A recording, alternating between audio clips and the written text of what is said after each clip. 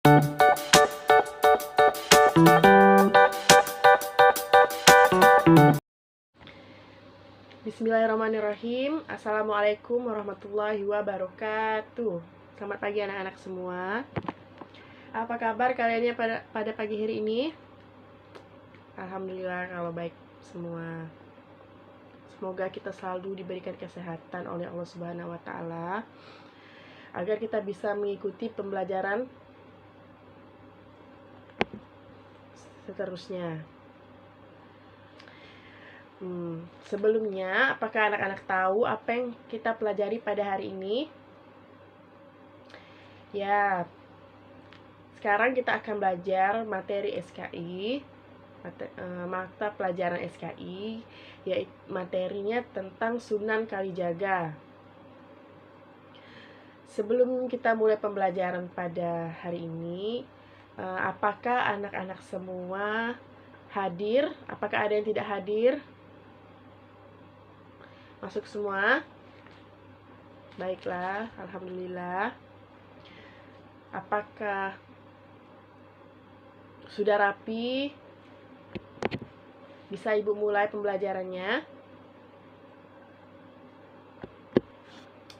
Jadi di sini Ibu akan menjelaskan mata pelajaran SKI yaitu tentang Sunan Kalijaga. Sebelumnya apakah anak-anak tahu siapa itu Sunan Kalijaga? Di sini Ibu akan menjelaskan sejarahnya, riwayat hidup Sunan Kalijaga, kisahnya. Mohon anak-anak tolong disimak baik-baik ya.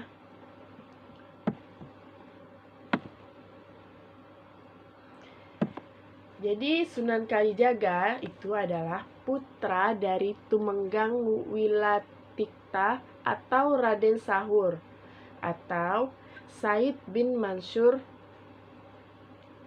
Adipati Tuban. Ibunya bernama Dewi Nawangrum. Ia adalah murid Sunan Bonang. Nama Sunan Kalijaga begitu akrab dalam dunia Islam Nusantara. Tokoh ini merupakan sosok ulama yang sangat kreatif dalam melihat potensi masyarakat yang dapat dimanfaatkan untuk berdakwah menyiarkan Islam. Jadi Sunan Kalijaga ini adalah salah satu ulama Wali Songo yang dikenal paling luas pengaruhnya di tanah Jawa. Sejarah hidup Sunan Kalijaga tidak semulus yang dibayangkan. Jadi sebelum Sunan Kalijaga ini menjadi pendakwah, Sunan Kalijaga ini dulunya adalah penjahat. Ya, riwayat kehidupan Sunan Kalijaga itu melintas batas era kerajaan di Jawa yang silih berganti.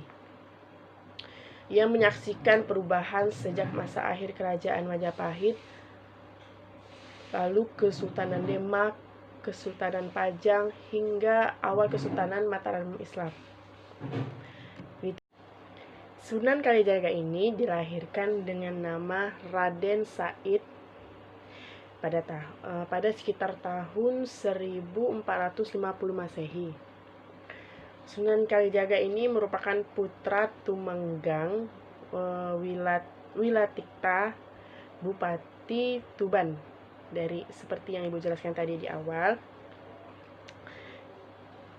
Jadi di masa mudanya Sunan Kalijaga ini atau nama aslinya adalah Raden Said dikenal dengan remaja yang nakal, yang suka berjudi, minum minuman keras, mencuri, dan melakukan banyak perbuatan yang tercela.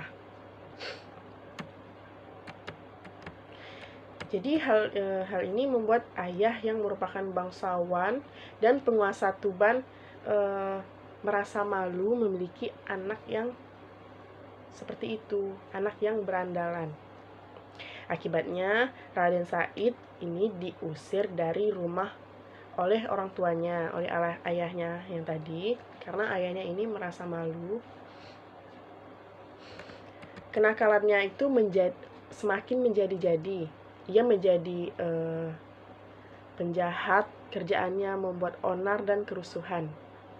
Bahkan konon Raden Said atau Sunan Kalijaga ini pernah menghabisi nyawa orang.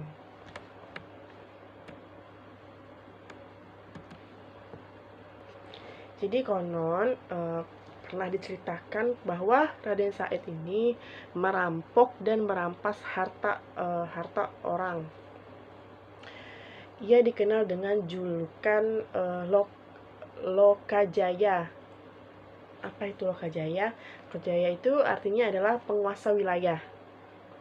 Suatu waktu Raden Said kena batunya. Dia pernah kena batunya. Orang yang akan dirampoknya adalah Sunan Bonang. Jadi Sunan Kalijaga ini ingin merampok Sunan Bonang.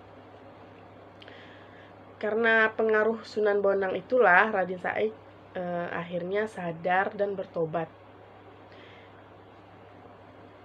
Karena serta tidak lagi merampas harta dan melakukan perbuatan tercela. Jadi Sunan Bonang ini memberikan pengaruh yang positif kepada Sunan Kalijaga atau Raden Said ini, sehingga Raden Said ini sudah tidak pernah lagi membuat perbuatan tercela. Kemudian semakin hari Sunan Bonang menjadi guru spiritualnya. Selain belajar Islam kepada Sunan, jadi selain belajar Islam dengan Sunan Bonang, beliau juga menekuni kesusasteraan Jawa dan belajar Mandalang. Kelak pengetahuan seni dan budayanya inilah yang dijadikan sarana dakwah Islam oleh Sunan Kalijaga, sehingga dapat diterima oleh masyarakat setempat. Lalu kita masuk ke dakwah Sunan Kalijaga. Bagaimana sih dakwah Sunan Kalijaga itu? Jadi dakwah Sunan Kalijaga ini dimulai di Cirebon, di desa Kalijaga, untuk mengislamkan penduduk Indramayu dan Pamanukan. Jadi dia ini mengislamkan penduduk Indramayu dan Pamanukan. Karena basisnya dakwahnya di desa Kalijaga, jadi Raden Said kemudian dikenal dengan julukan Sunan Kalijaga. Maka dari itu namanya adalah Sunan Kalijaga. Sebagaimana Wali Songo yang lain, Sunan Kalijaga berdakwah dengan pendekatan seni dan budaya. Jadi Sunan Kalijaga ini berdakwahnya melalui dengan cara seni budaya. Ia amat mahir, jadi dia ini Sunan Kalijaga ini mahir Mandalang dan menggelar pertunjukan wayang. Jadi anak-anak tahu kan wayang itu apa? Wayang itu yang budaya Jawa itu. Jadi dia sebagai dalang, ia dikenal dengan julukan Ki Dalang Sida Brangti. Berbeda dengan pertunjukan wayang lainnya, Sunan Kalijaga tidak mematok tarif bagi yang ingin menyaksikan pertunjukan beliau. Jadi dia dia ini tidak menganjurkan bayar. Jadi siapa saja bisa menyaksikan pertunjukan beliau. Tapi dengan syarat cukup dengan menyebut kalimosodo atau kalimat syahadat sebagai tiket masuknya. Nah, jadi seperti itu dakwahnya. Dia mengadakan pertunjukan wayang dengan tidak mengenakan tarif, tidak mengambil uang dari penontonnya, melainkan dengan syarat harus mengucapkan 2 kalimat syahadat untuk bisa menontonnya. Jadi dengan begitu, orang-orang yang menyaksikan pertunjukan wayang Sunan Kalijaga sudah masuk Islam. Berkat kelihayan Sunan Kalijaga berbaur, Jadi lambat laun masyarakat sempat mengenal Islam secara pelan-pelan, mulai dari menjalankan syariat Islam.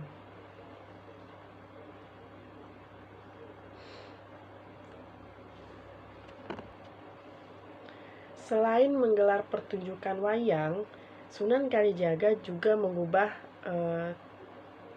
tembang-tembang yang syarat dengan muatan keislaman, seperti Kidung Rumeksa,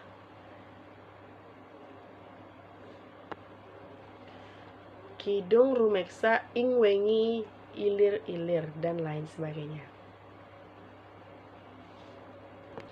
Jadi Sunan Kalijaga ini selain sebagai dalang, dia ini juga berkreasi sebagai seniman dan penari topeng.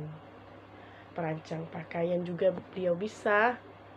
Jadi Sunan Kalijaga ini bidangnya sangat-sangat di seni dan budaya. Beliau juga bisa merancang pakaian, hingga penasihat sultan dan kepala-kepala daerah di masa lalu pada waktu itu.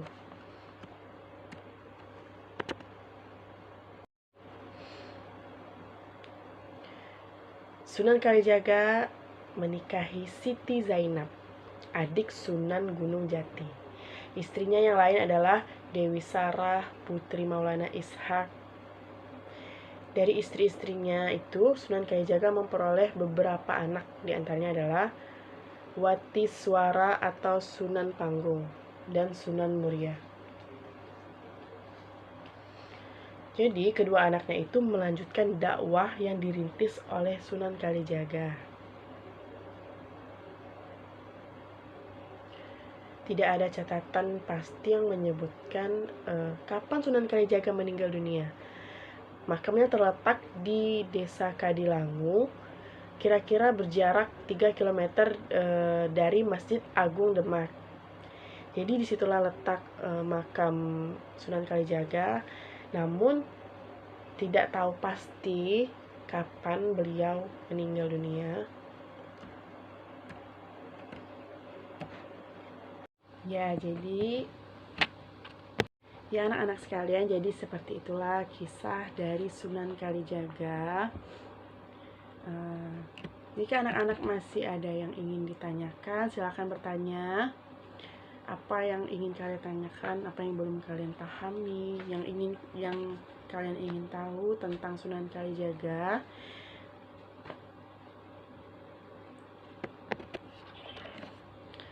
Jadi semoga anak-anak sekalian dapat menyimpulkan apa yang sudah ibu sampaikan. Minggu depan dalam pertemuan selanjutnya ibu akan bertanya kepada kalian kembali. Ibu akan memberikan kalian tugas, nanti tugas mandiri, kalian kerjakan di rumah.